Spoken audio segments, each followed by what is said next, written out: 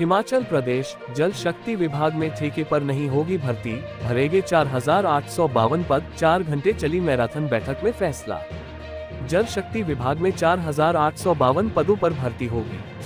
उप मुख्यमंत्री मुकेश अग्निहोत्री की अध्यक्षता में शुक्रवार को सचिवालय में अधिकारियों के साथ 4 घंटे चली मैराथन बैठक में यह फैसला लिया गया। इस मामले को आगामी कैबिनेट की बैठक में लाया जाएगा। बैठक में पंप ऑपरेटर, पैरा पंप और पैरा फिटर के 1726 पदों को भरने की मंजूरी भी दी गई। विभाग में आउटसोर्स पर चल रहे 4,136 पदों को भी विभागीय स्तर पर भरने का फैसला लिया गया है।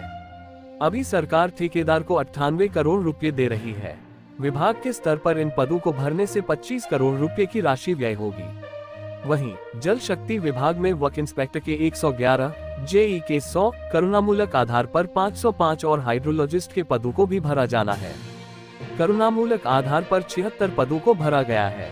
505 पदों को भरने के लिए आश्रितों के दस्तावेज सही पाए गए हैं। इन पदों को भरने के लिए कैबिनेट के लिए एजेंडा तैयार किया गया। इसके अलावा अब जल रक्षकों को 8 साल बाद पंप अटेंडेंट बनाया जाएगा। पहले 12 साल बाद इन्हें पंप अटेंडेंट बनाया जा रहा था।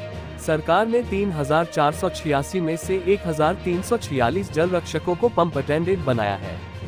शेष बचे जल रक्षकों को भी पंप अटेंडेंट बनाया जाएगा। उन्होंने कहा कि सरकार की ओर से पंप, पैरा फिटर को सम्मानजनक वेतन मिलेगा। अभी इन्हें हर माह 5 से 6,000 रुपये मिलते हैं। जल शक्ति विभाग में मल्टीटास्क वर्करों के लिए भी पॉलिसी बनाई जाएगी। इन्हें भी सरकार सम्मानजनक वेतन देना चाहती है।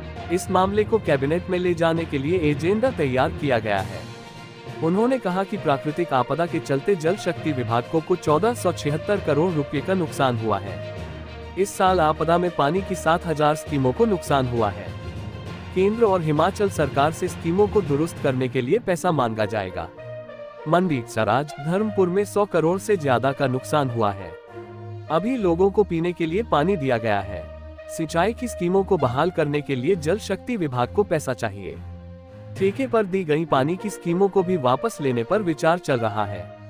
उन्होंने कहा कि जल जीवन मिशन के तहत केंद्र से अभी तक हिमाचल को 1,227 करोड़ रुपए नहीं मिले हैं। ठेकेदारों की पेमेंट लंबित है। एचआरटीसी पेंशनरों के जल्द मिलेगी पेंशन। अग्निहोत्री ने कहा कि एचआरटीसी के पेंशनरों को जल्द पेंशन दी जाएगी। मुख्यमंत्री के हिमाचल लौटते ही फाइल को मंजूरी दी जाएगी। एचआरटीसी कर्मचारियों और पेंशनरों को हर महीने वेतन दिया जा रहा है, लेकिन तारीख आगे पीछे हो रही है। उन्होंने कहा कि एचआरटीसी के 96 रूट घाटे में हैं। मानसून के चलते निगम की बसें खड़ी रहीं। इससे भी निगम को घाटा हुआ है। राजनीतिक एजेंडा न बनाए आपदा को। अग्निहोत्री ने कहा कि भाजपा आपदा को राजनीतिक एजेंडा बना रही है। उन्होंने कहा कि प्रधानमंत्री ने 1,500 करोड़ रुपए देने की बात कही है।